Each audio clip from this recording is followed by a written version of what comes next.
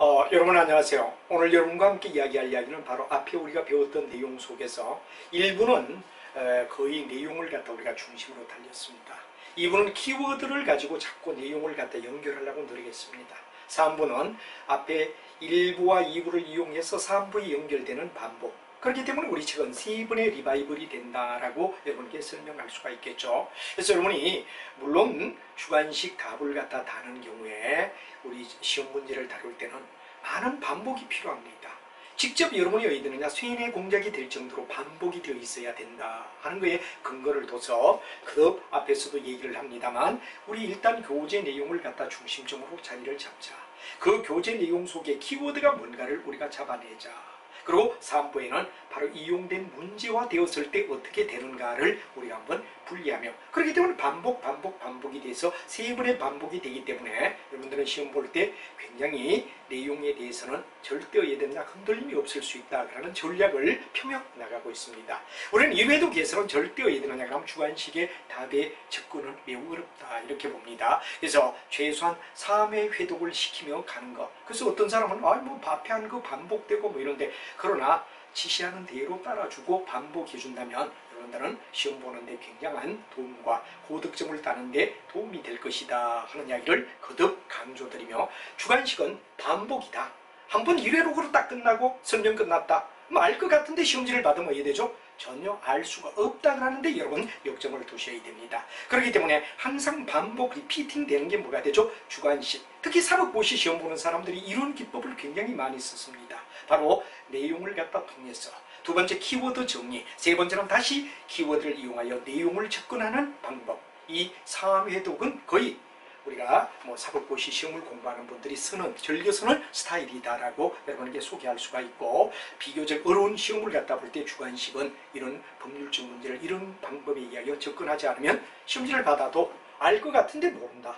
이해하는데 끝나서는 절대 안 된다 그러는 걸 매우 한 번 정도 여러분에게 강조를 드리며 어떻게 얼핏 보면 그렇게 무시할 수도 있죠. 그러나 이 강좌의 특징은 바로 내용에 대한 정의, 키워드에 대한 정의 그 두 가지를 결합해서 3부에 다시 한번 리바이벌해서 3회도 간다는데 역점을 두고 있다 하는 것도 한번 강조를 드리며 또 여러분이 굉장히 흐트러지기 쉬운 시점이기 때문에 이런 이야기를 드리겠습니다. 그럼 여러분들 이미 앞에서도 많이 배웠지만 가맹계약과 유사한 계약의 차이점 이미 2015년도에 13에서 25점짜리로 나왔던 바가 있다. 이건 바로 우리 책에 있는 이야기 그대로다 이거죠. 그대로다 이거죠. 그리고 시험 문제가 별따로 이렇게 이탈되는 게 아니라 기본 뼈들을 알고 그 다음에 응용하는 것까지가 돼야 되기 때문에 3회독 되지 않으면 절대 여러분은 답을 쓸 수가 없다 그러는데 역점을 두며 수업을 들어주셔야 됩니다. 여러분이 이미 다 알고 있지만 바로 첫 번째 대리상과 가맹계약의 차이가 뭐냐. 바로 여기 얘기를 하죠. 그래서 이제 대리상과 우리가 일반적으로 가맹계약의 차이인데 단 부동산 계약을 갖다 우리가 얘기한 게 대리법이란 상법상 일정한 상의를 위하여 사용인이 아니면서 상시 아주 중요한 사용인이 아니면서 하는 말 우리 반드시 알아야 되죠. 그래서 거래를 갖다가 하고 대리를 하고 또는 중개를 하는 자를 갖다 우리는 일반적으로 대리상과 가맹계약과의 차이다. 대리상은 뭐냐? 일정한 상의를 위해서 상시어야 되느냐? 거래, 대리, 중개를 한다. 그런 얘기가 되겠죠. 물론 대리상은 수수료를 받는다. 이런 점이 되겠습니다.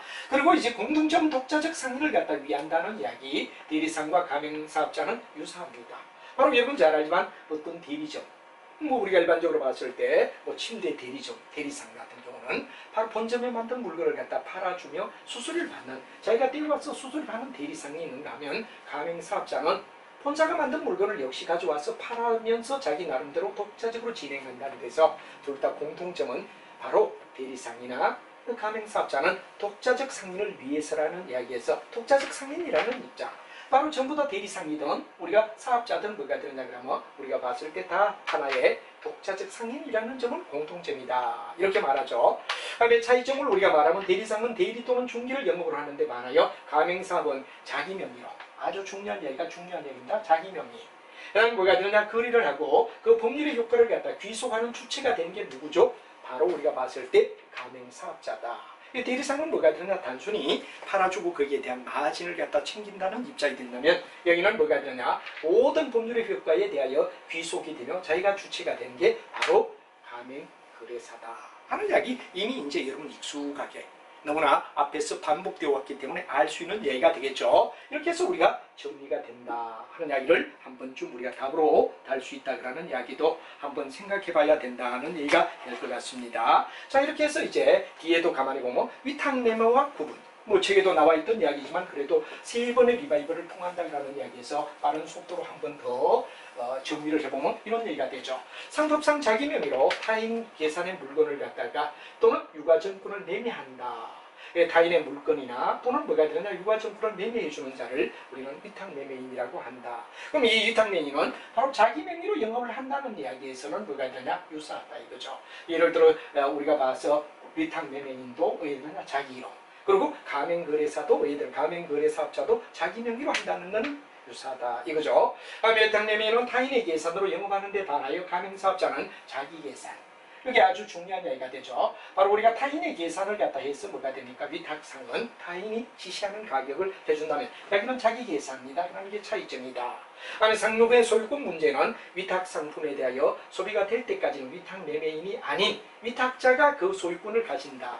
그래서 우리가 예를 들어서 만약에 물건을 대신 팔아달라 그럴 때 위탁 매매인은 관리권만 가지지 절대 소유권은 가지지 않습니다. 그러나 물건을 위탁자가 뭐가 되느냐? 소유권을 가진다. 이런 얘기가 되죠. 그러나 가맹사업자는 가맹자가 뭐가 되느냐? 상품의 소유권을 그대로 가진다. 왜? 돈 주고 자기가 사기 때문에. 본사에서 주는 물건을 자기가 샀기 때문에 그 소유권이 누가 있죠? 가맹사업자에게 있다. 위탁상은 단지 대신 팔아주고 사주고 하는 것 역할을만 하지 소유권은 가지지 않는다는 게 차이점이다. 하는 이야기를 이제는 명백히 알고 답까지 쓸 수 있는 입장이 돼야 된다는 얘기가 되겠죠. 다음에 특약증과 구분을 갖다 우리가 해봐라. 그럼 특약증과는 어떤 이야기가 되느냐라는 얘기가 되죠. 바로 상품의 생산자 또는 공급자로부터 제공된 상품을 매입하여 자기 계산으로 판매하는 영업소다. 이렇게 되죠. 바로 우리가 중요한 이야기는 상품을 매입했어. 그리고 자기 계산으로 판다는 이야기가 되죠. 그럼 공통점은 자기 명의로 계산한다는 게 공통점이다 이겁니다. 바로 가맹사업자나 특약점은 누구나 자기 명의로 계산한다는 얘기죠. 그리고 상품이 계속적 공급을 갖다가 너희들은 계약을 체결한다 하는 것까지는 공통점이 되겠죠. 그러나 차이점은 상품의 공급자로부터 통일적 지시나 받지 않으며 통일적인 영업 표지를 갖다 사용을 요하지 않는다 하는 게 뭐냐? 특약점이다 이거죠. 그러나 우리가 봤을 때 뭐가 되느냐 그럼 바로 가맹사업자는 통일된 지시나 통지를 받고 통일된 표지를 사용해야 된다는 게 특약점과 가맹사업자의 차이점이다 하는 걸 더 한 번 더 우리가 인지를 해주시면 될 것 같습니다. 자, 그 다음 라이센스에 의한 계약과 구별해라 이럴 때 뭐가 되느냐 라이센스 일종의 지식재산권에 의하여 소유자가 타인에게 일정 기간 동안에 뭐가 되느냐 그럼 바로 여러분 잘 아는 뭐가 됩니까? 그걸 이용하거나 사용할 수 있는 용역을 생산 또는 판매할 수 있는 어떤 허락된 뭐가 되느냐 그럼 바로 계약을 갖다 우리는 라이센스 계약이라고 말하죠. 여기서 공통점은 상표라든가 또는 아니면 상호라든가 아니면 서비스표를 갖다가 영업 표지에 대하여 사용에 허락이 된다는 점은 공통점이다. 역시 영업에 대한 뭐가 되죠? 표지. 가맹사업소도 영업 표지에 대해서는 어떻게 되죠? LG 또는 여러분 잘 아는 CU 이렇게 얘기할 때 그 영업 표지는 그대로 쓰고 허락되어 있다는 점은 공통점이다 이거죠. 그러나 이제 내용을 보면 바로 강력한 필수적 통제가 필요하다 이겁니다. 라이선스 계약은 사용의 설정에 대한 최소한 통제력을 가지지만 가맹사업은 강력하다. 그래서 여기서는 바로 라이선스는 단순한 사용자의 최소한 뭐가 되냐 통제력만 가진다 이라면 바로 가맹계약은 강력하게 모든 부위에 통제를 받는다는 얘기가 되겠죠. 복합성 문제에서 라이센스 계약은 무채재산에 대한 사용권과 설정된 계약이다 이거죠. 그렇지만 가맹계약의 경우는 영업의 표지 사용 허락뿐만 아니라 영업에 필요한 노하우, 영업에 대한 비밀, 복합적으로 이해된다 그러면 바로 이루어진다는 이야기. 이건 단순한 뭐가 되느냐 그러면 무채재산권에 대한 사용권 설정만 가진 게 뭐가 되느냐 라이센스 계약이죠. 그러나 가맹계약은 영업의 표지 사용뿐만 아니라 영업에 필요한 노하우, 영업의 비밀, 복합적으로 이해되느냐 빌린다는 얘기가 된다. 다음 중대한 조력의 존재 여부인데 계약서 명칭에서 라이센스 계약이라 있다면 중대한 조력이 있는 경우에 가맹계약에 해당되는 것. 그래서 일종의 뭐가 되느냐 그러면 가맹계약은 바로 중대한 조력이 존재된다는 얘기가 되고 단순히 라이센스 계약은 뭐가 되느냐 이런 내용으로 단순히 무채재산을 사용한다는 데에 대한 내용만 가진다는 이야기. 그래서 강력한 필수 통제력을 가지느냐, 복합적인 성격을 가지고 있느냐, 아니면 중대한 조력에 대한 존재 여부가 존재하느냐, 이게 바로 가맹사업자와 그 다음에 라이센스와의 차이점이다. 그라는 걸 다시 한번 우리는 리바이브하며 이야기할 수 있다 하는 이야기로 정리를 해줄 수 있습니다. 자, 그 다음에 고용과 구별을 해보자 이거죠. 고용. 자, 이것도 역시 이제 앞에서 우리가 세 번째 들어가기 때문에 너무나 정리가 되어야 하고, 이제는 그냥 쓸 수 있을 정도까지 해야 되느냐, 그럼 정리가 돼 있어야 된다 이거죠. 자, 고용은 당사자 사이에 상대방의 노력에 대한 제공의 대가, 여기에 대하여 보수를 지급할 것이라는 약정이 승리된 계약을 갖다 우리는 고용이라고 얘기한다. 그러나 여기서 우리가 봤을 때 타인 지시에 의하여 계속적 계약 관계를 유지한다는 이야기는 가맹 계약이나 고용이나 다 어떤 이야기라면 유사하다 이거죠. 노무자나 가맹사업자나 다 어떤 이야기라면 유사하다 이거죠. 계약적으로 계속적인 관계 이거죠. 차이점은 고용은 기본적으로 피용자에 의해 종속된다라는 이야기가 중요합니다. 사용자에 종속된다. 독립성이 없다. 그러나 가맹사업자는 거래 귀속의 주체자로서 독립적 상인이라는 이야기. 독립적 상인이라는 이야기가 종속되지 않고 독립적 상인이라는 이야기가 바로 외대적 가맹사업자의 특징이다. 그래서 고용된 경우와 그 다음에 고용이 되지 않는 어떤 종속 상황, 요거에 대하여 설명을 갖다가 우리 해준다면 충분히 비교가 된다 하는 걸 다시 한번 리바이벌 할 수가 있을 겁니다.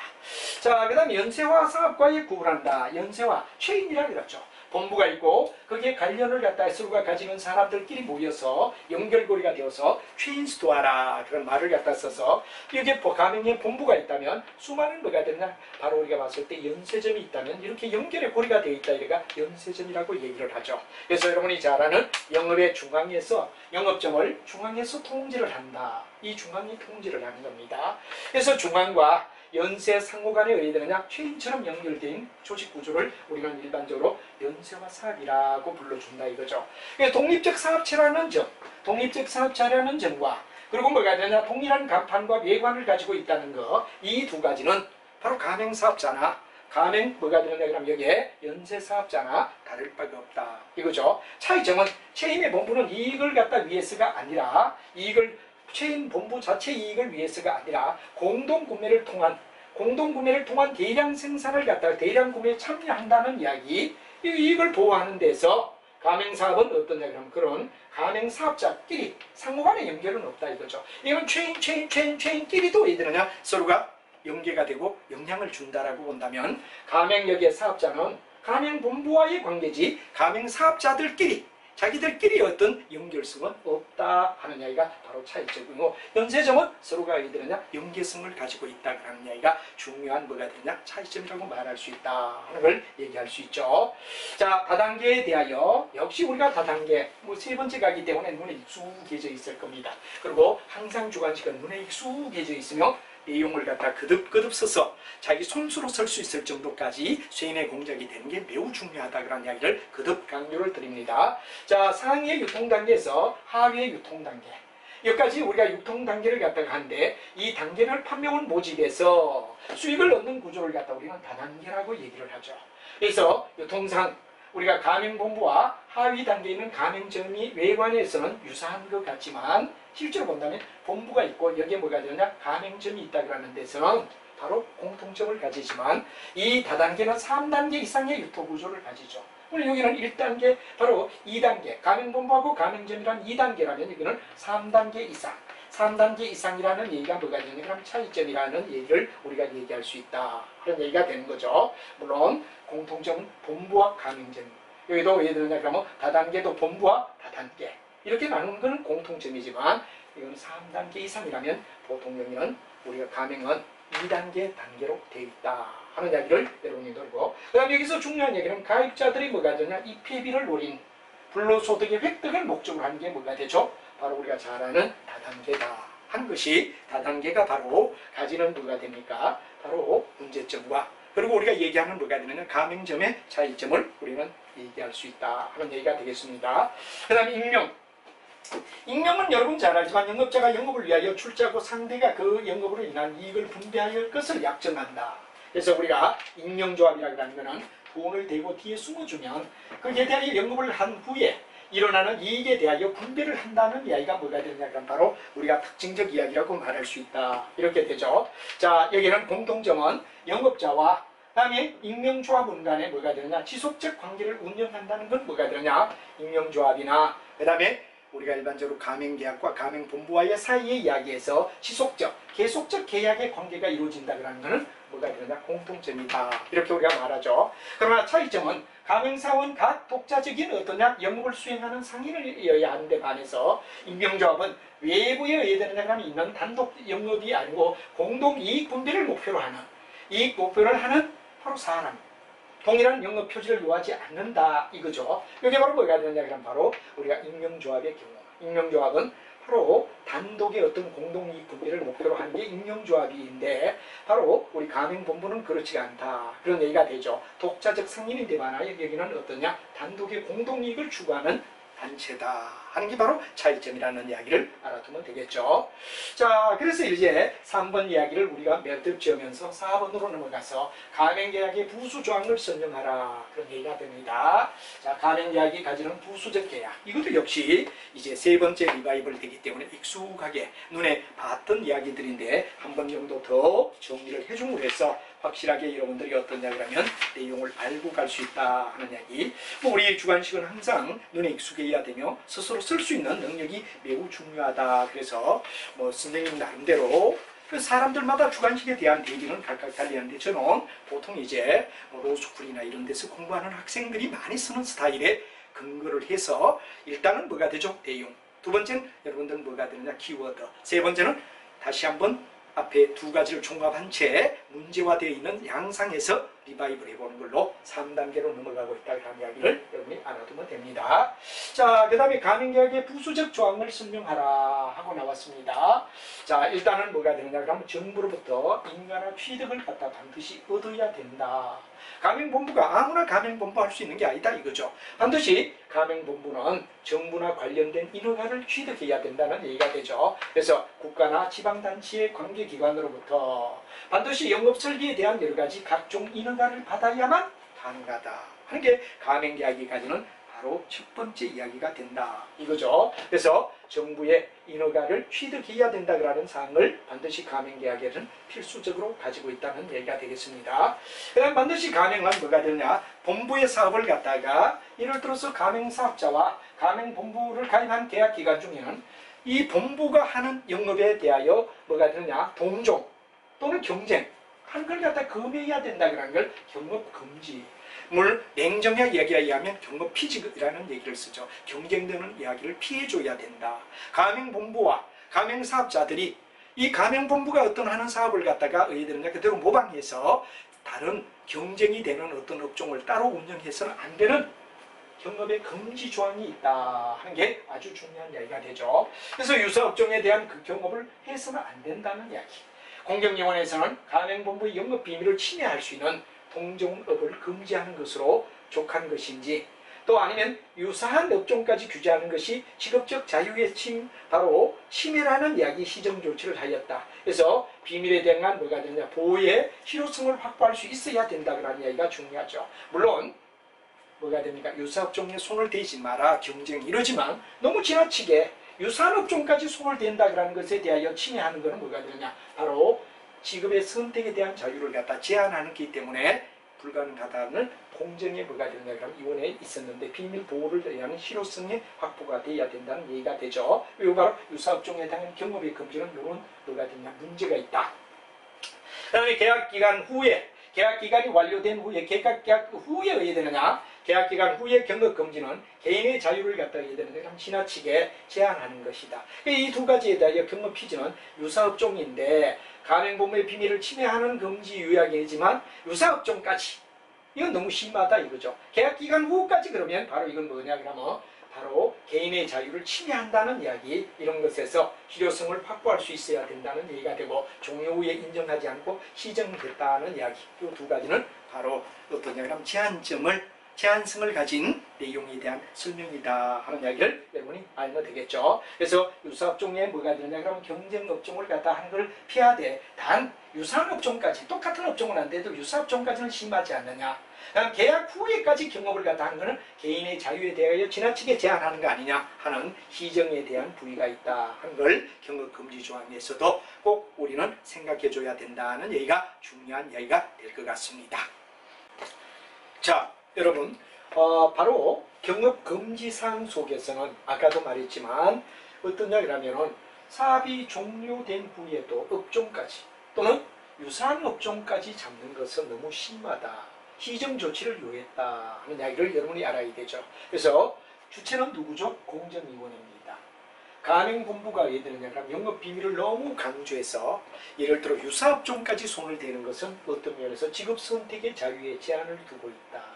이걸 알아두시고 그 다음에 계약이 종료된 후에도 경업피지 금지 조항을 갖다 요구하는 것은 바로 어떠냐 그러면 우리가 봤을 때 개인의 자유를 갖다 지나치게 제한한다 하는 문제에 봉착했다는 거. 요 여러분들 반드시 이해를 하시고 여기서 바로 영업보호의 실효성을 갖다 확보할 수 있어야 된다. 여기도 영업비밀보호로서 실효성을 확보하지 않으면 안 된다.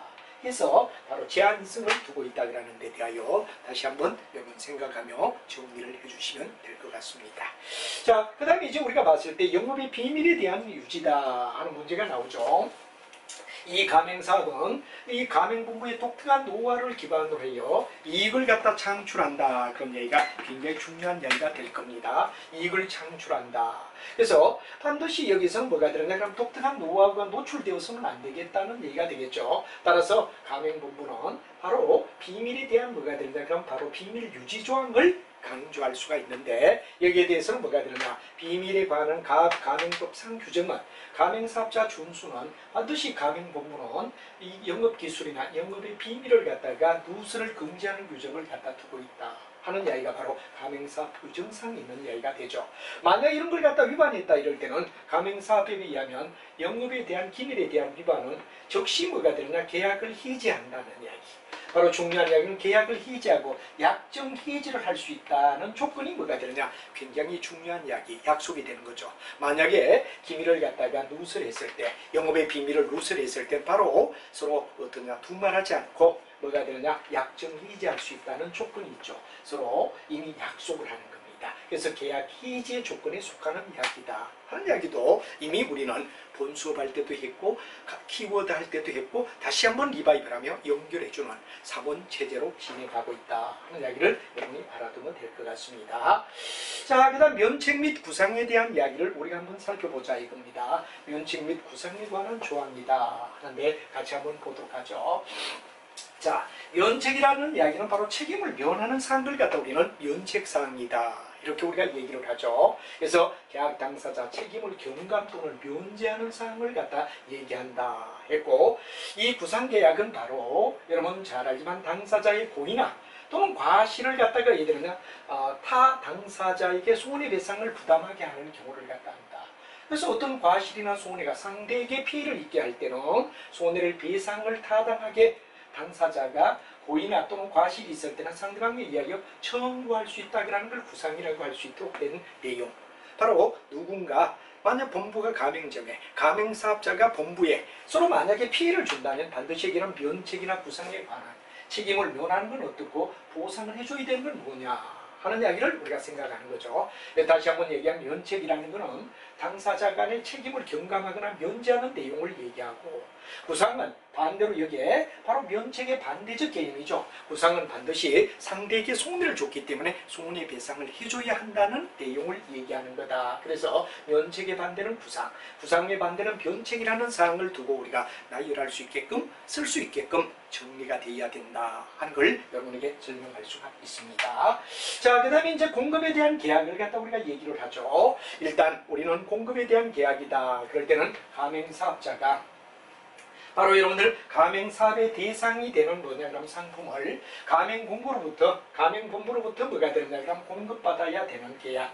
이게 뭐가 되느냐 그럼 바로 공급계약이다 이거죠.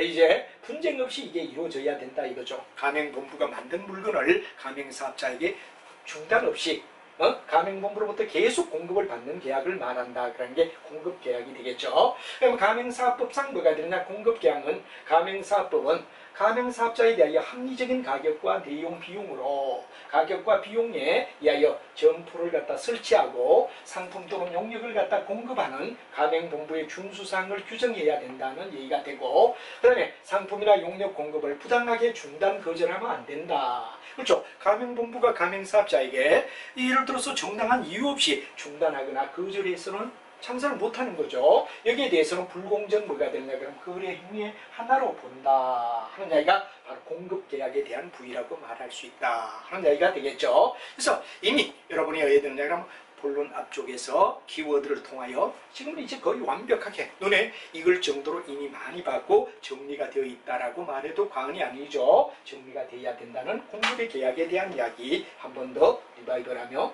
우리가 답을 요구한다면 이렇게 써야 될 것이다 하는 이야기를 여러분께 설명합니다. 그 다음에 장비 구입 및 임대차에 관한 계약을 우리가 보자 하는 이야기가 되는데, 일단 가맹점을 운영하는 데 필요한 점포나 설비가 있어야 되는 거죠. 이 점포나 설비 여기에 대하여 구입한다든가 또는 임대차로 이해되느냐 그러면 바로 빌렸다는 계약이 되어 있는 걸 갖다 장비 구입 및 임대차에 관한 계약이다 하는 말을 쓴 거죠. 그 다음에 영업의 양도에 대하여 이해되느냐 제한을 갖다가 가하는 사항. 만약 가맹기간 중 제3자에게 영업을 양도하는 걸 갖다 제한하기 위하여 가맹사업상 조항이며, 가맹계약은 가맹사업자 당사자 간의 계속 거래 관계이며, 그 다음에 뭐가 되느냐? 만약에 영업을 자유롭게 이루어진다면 신뢰가 무너지거나 그 밖에는 악영향을 갖다 가져올 수 하기 때문에 가맹본부는 이를 제한하려고 노력한다 하는 게 바로 제한에 관한 조항이다 이거죠. 그래서 이제 이 제한에 대한 조항은 어떤 거냐? 영업 양도를 금지하는 조항이 첫 번째입니다. 가맹법상 영업에 관한 사항을 갖다 필수 기재 사항으로 가맹사업소에 규정하고, 가맹본부의 동의 없이는 동의를 얻지 아니하지 않을 경우는 양도를 갖다 금지한다 하는 이야기. 이 사업자는 반드시 준수해야 되는 사항이 영업의 양도 금지. 본부에 뭐가 되느냐? 그럼 가맹본부의 동의를 얻어야만 뭐가 되느냐? 양도가 가능하지. 그렇지 않으면 혼란을 야기하기 때문에 절대 그건 불가능하다 하는 이야기로 바로 영업 양도 금지 사항을 갖다가 양도 제한의 조항 속에 들어가 있는 첫 번째라고 말할 수 있다 하는 것도 이제 여러분들 반복이 되고 이제는 눈에 익숙해졌죠. 정리가 돼야 됩니다. 자, 그 다음에 이제 우리가 본다면 약정해지에 대한 이야기를 합니다. 약정해지란 말은 당사자 간의 계약을 갖다가 해지하는 걸 갖다 우리는 약정해지다 이런 말이 되죠. 그래서 약정해지란 당사자 간의 계약에 의하여 발생하는 언어, 계약의 자유의 뭐가 되느냐 그럼 바로 계약 자유의 원칙. 그 다음에 가맹 당사자의 해지 내용을 갖다 자유롭게 정할 수 있다 하는 이야기가 약정해지에 관한데, 이제 맨 먼저 제한의 필요성을 갖다 우리는 생각하죠. 계약서를 작성할 때 가맹본부에 의하여 좌우되는 경우가 많기 때문에 사소한 의무 위반을 갖다 해지할 수 있는 행사를 할 수 있으므로 이를 규율하기 위하여 반드시 뭐가 되느냐? 제한을 갖다가 반드시 필요로 한다. 그러니까 가맹본부가 유리한 입장에 있다 보면 의되죠. 잘 모르는 가맹사업자에게 이런 사소한 의무 위반 해지권을 행사할 수 있기 때문에 규율하기 위하여 반드시 제한의 필요성이 있다. 약정 해지에 대한 것.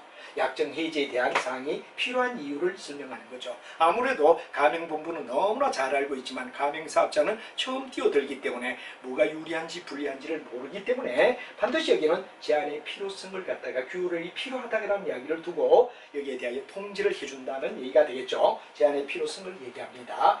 자, 여기까지가 이제 우리가 봤을 때 뭐가 되느냐 그러면 앞쪽에 4번에 나왔던 이야기. 4번에 나왔던 이야기의 내용을 갖다 우리가 쭉 보면, 만약에 면책과 구상에 관한 조항을부터 해서 가맹계약의 부수 조항을 설명하시오. 그리고 25점짜리로 나왔다 그럴 때 답을 갖다 우리가 다는 요령을 본문을 이용해서 한번 쭉 같이 이용해서 내용을 갖다가 충실하게 한번 살펴봤다. 이렇게 우리가 되겠죠.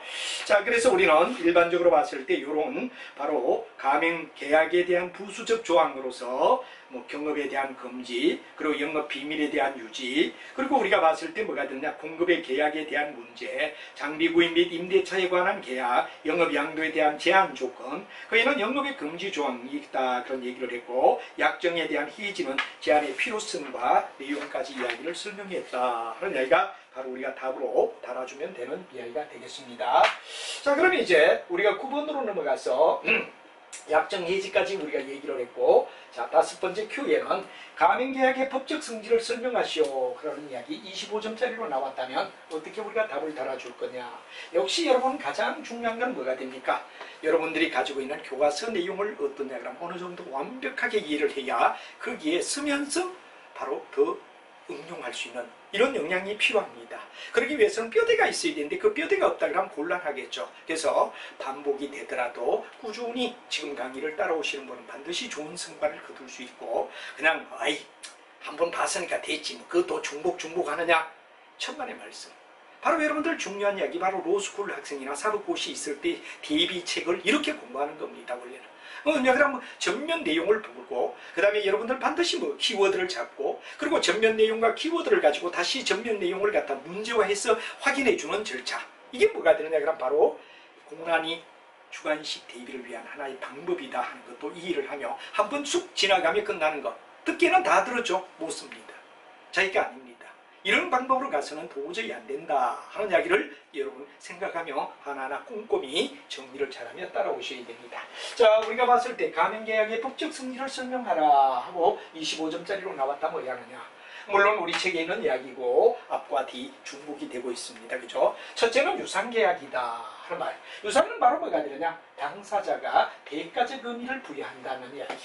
대가를 갖다가 바로 출연해서 계약을 갖다가 맺는 것. 기부와 테이크의 개념을 얘기하는 거죠. 공짜가 아니다. 공짜는 무상이라고 본다면 바로 돈을 주고받는 바로 한마디로 바로 서로 주고받는 기부와 테이크를 갖다 우리는 유상계약이라고 하며 채권과 채무관계를 형성한다 하는 얘기가 되겠죠. 그래서 가맹금을 갖다 지급하고 그 다음 반대급부로 거기에 대한 채권, 채무의 관계가 형성되는 계약인 유상계약이다 하는 말이 되고 두 번째는 가맹계약은 반드시 계속적 계약의 관계다. 그런 얘기가 되죠. 계속기간 동안에 거래가 필요하다는 얘기가 되는 겁니다. 그래서 가맹사업자는 가맹본부에 대하여 계속해서 가맹금을 지급할 의무를 갖다 부담한다 하는 말이 되고 계속계약이 되기 위한 채권계약으로서 그리고 상사계약이란 말은 독립적 지위를 가지는 상인이 어디에 되느냐 그러면 되므로 바로 상행위를 나타내는 상사계약이다. 가맹본부와 가맹사업자의 거래는 절대 일반적인 어떤 개인 사적인 계약이 아니라 상사, 바로 상업적 이루어지는 상행위로부터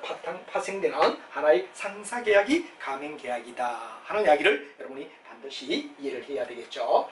그 다음에 라이센스 계약은 어떠냐 하는 말이 되는데 지식재산권의 소유자가 타인에게 이를 빌려주고 그 다음에 거기에 대하여 상품을 갖다가 어디에 되느냐 그러면 바로 용역하고 판매하도록 허락하는 계약, 라이센스 계약의 일종이다 하는 이야기가 되죠. 그래서 가맹계약에 있어서 우리가 중요한 이야기는 바로 상사계약, 유상계약, 계속거래계약, 라이센스 계약이다 하는 말이 되는데 바로 지식재산권의 타인의 소유자에게 바로 빌려주고 일정 기간 동안 사용하게끔 하며 생산 판매하도록 허락하는 계약을 갖다 우리가 얘기했는데 라이센스적 성격이 있다 하는 말이 되죠. 그다음 상무란 말은 상방적으로 주고받는 바로 가맹본부와 가맹사업자가 상사계약, 지원교육의 대가로 가맹금을 지급하기에 대가적인 관계 계약을 이룬다.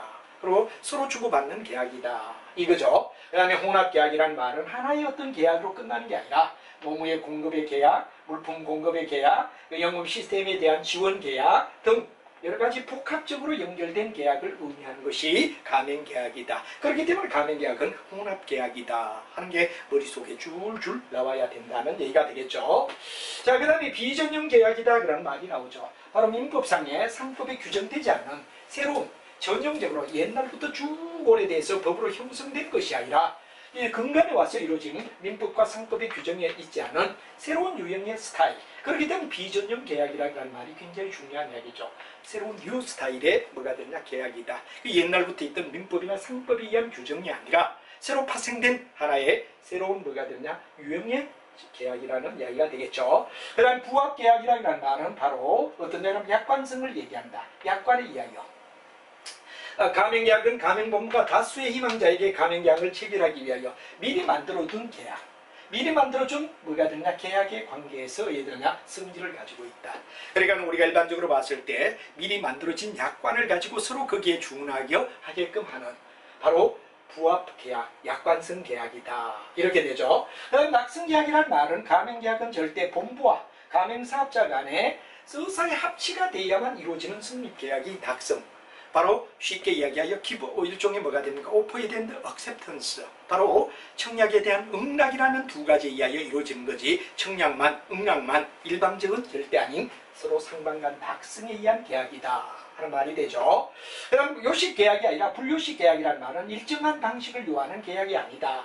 그래서 우리가 방식에 제한이 없는 불요식 계약이며 서식에 의해 그럼 바로 의하여 체결하는 요식 계약이라 할 수는 없다. 일정한 어떤 요식 형태가 있는 게 아니다 이거죠. 얼마든지 자유롭게 충실하게 계약을 갖다 표시하여 가맹본부나 가맹사업자들이 원하는 사항이 다 적혀있는 그런 걸 요구하는 거지, 일방적인 어떤 양식을 요하는 계약은 절대 아닌데 이걸 불요식 계약이라고 우리가 불러줄 수 있다 하는 이야기를 여러분이 알면 되겠죠. 자, 이렇게 해서 우리가 일단 뭐가 되느냐 그럼 바로 가맹계약에 대한 법적 성질까지 우리가 쭉 살펴보며 진행을 갖다 해왔다 이렇게 우리가 되겠네요. 그래서 5번까지 우리 이야기가 쭉 연결되어 있는데 여기까지 이야기. 그래서 우리가 장르마다 들어가면 이제 뒤쪽에 쭉 한번 다시 리바이벌 하는데, 절대 여러분들은 공부하는 방법을 갖다가 너무 한 번 딱 하고 끝났다 이런 스타일은 절대 주관식의 건물이다 그런 이야기를 거듭거듭 오늘 강조를 드립니다. 왜? 여러분이 얼핏 보면 뭐 간단하게 한 몇 강 하고 끝내버리면 좋겠다. 저도 그러면 좋겠죠. 그러나 여러분이 그렇게 해서는 인식도에 의해 되느냐, 시험장 가면 생각이 안 납니다. 반복이라도 강의 속에서 리바이벌 시켜주는 쪽으로 강의를 해야만 여러분이 시험장 갔을 때 자신감도 생기고 확실하게 눈에 보여져 있고 답을 쓸 수 있는 용기가 나는 겁니다. 이렇게 해서 여러분들은 반복되더라도 끊임없이 여러분들 어떻습니까? 본문 내용, 키워드 관계, 그리고 두 가지를 더한 채 답을 쓰는 요령, 답에 대한 내용을 쓰는 거 거듭해 놓으면 나중 답 쓰기가 굉장히 편해집니다.